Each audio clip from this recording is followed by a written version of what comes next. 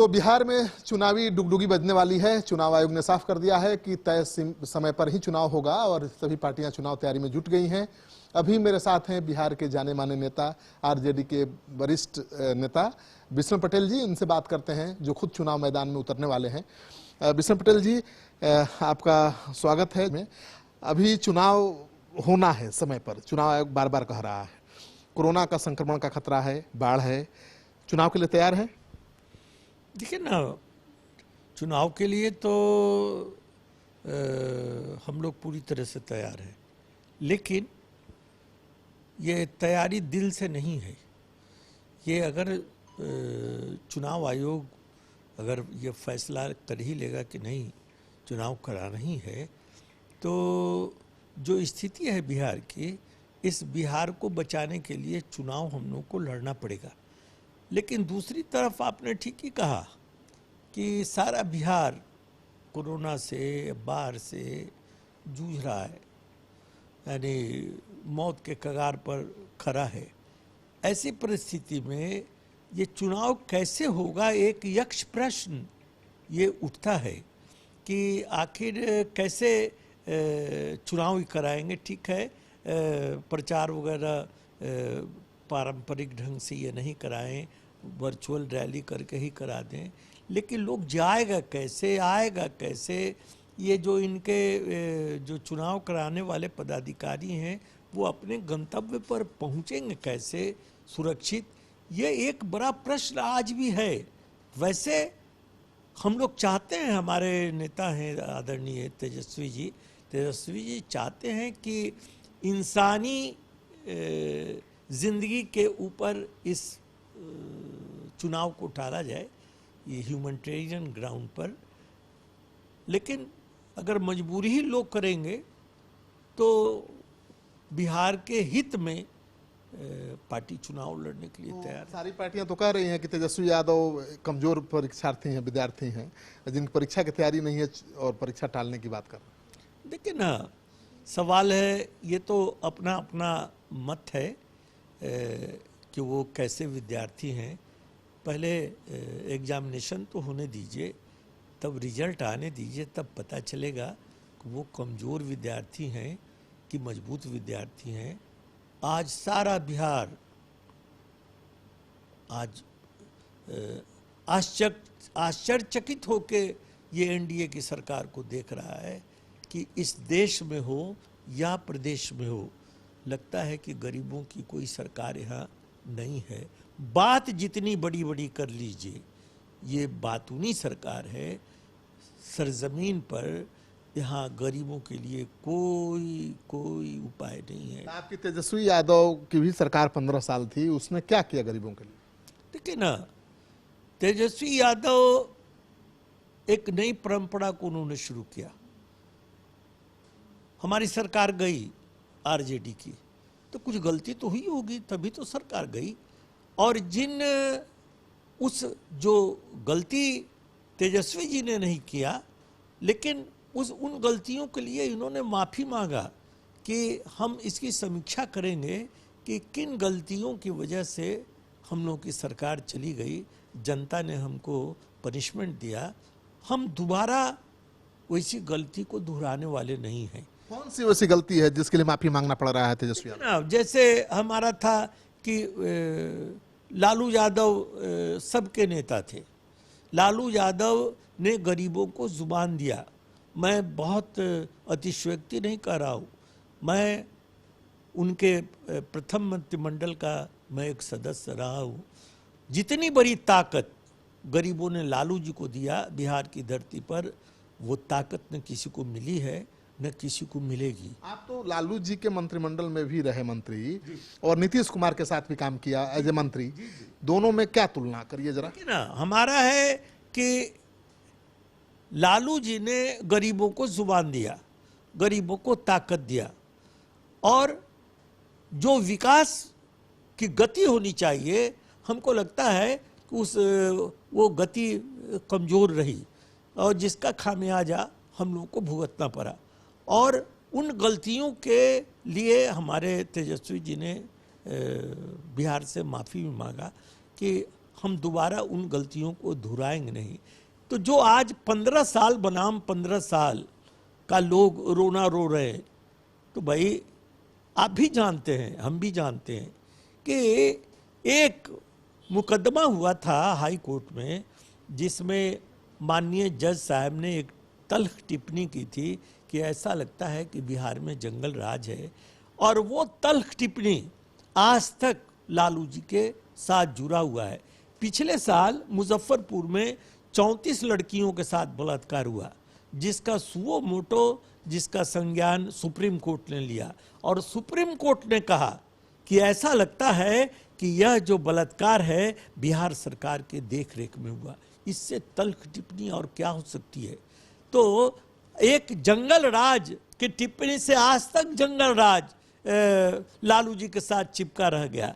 और supreme court के इस तल्ख टिप्पणी पर तो जनता बोलती है कि ये बलात्कारियों की सरकार है, इसको जाना चाहिए।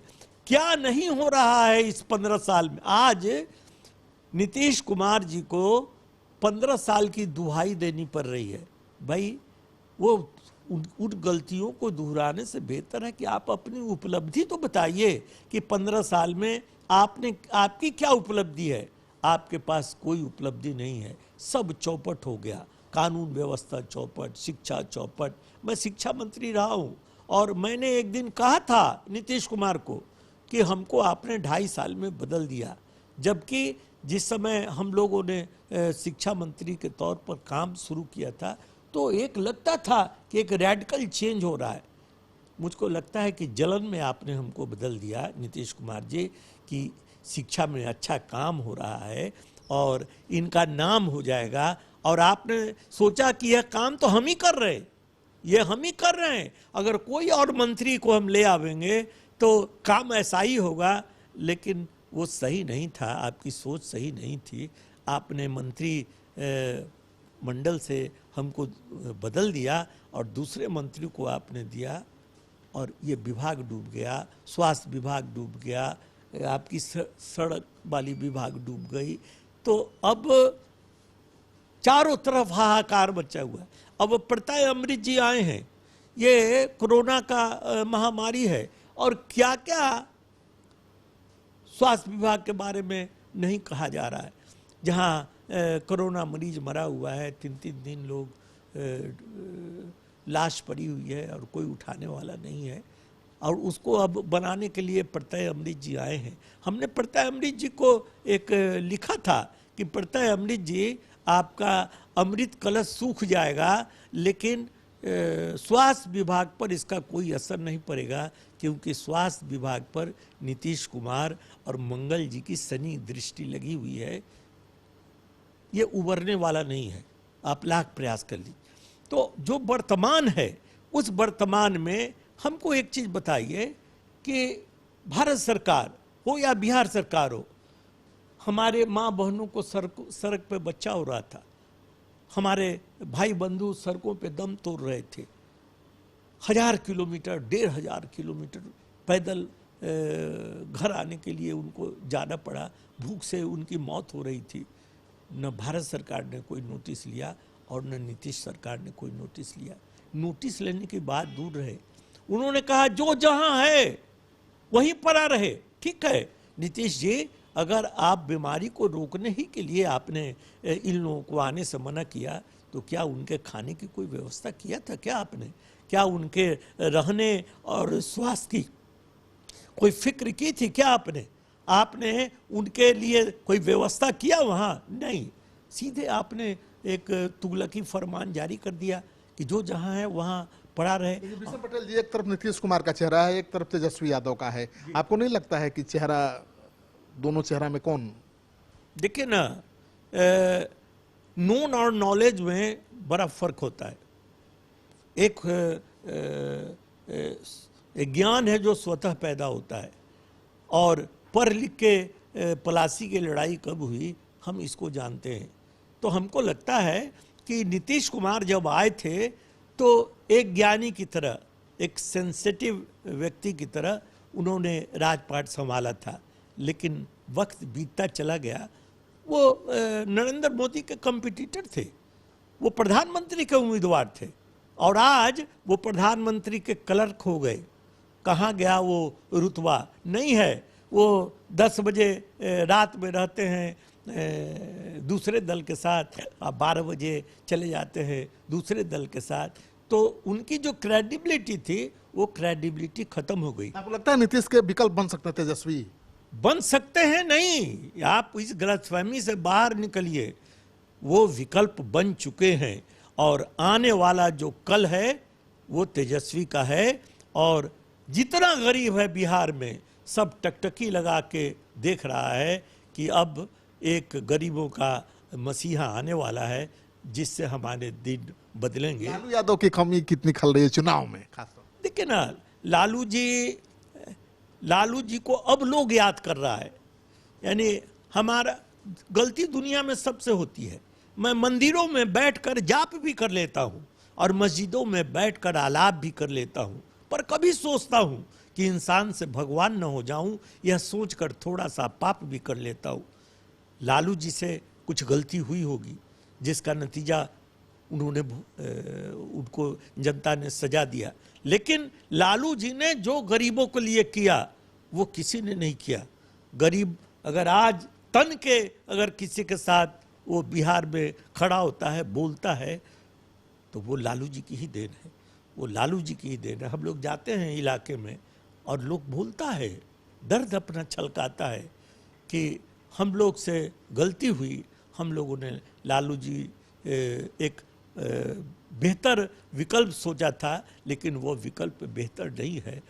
वो लालू जी थे वही बेहतर हैं। और हमको लगता है कि अब लालू का जो लाल है तेजस्वी, वो उनके नाम को 4 चांद लगाएगा।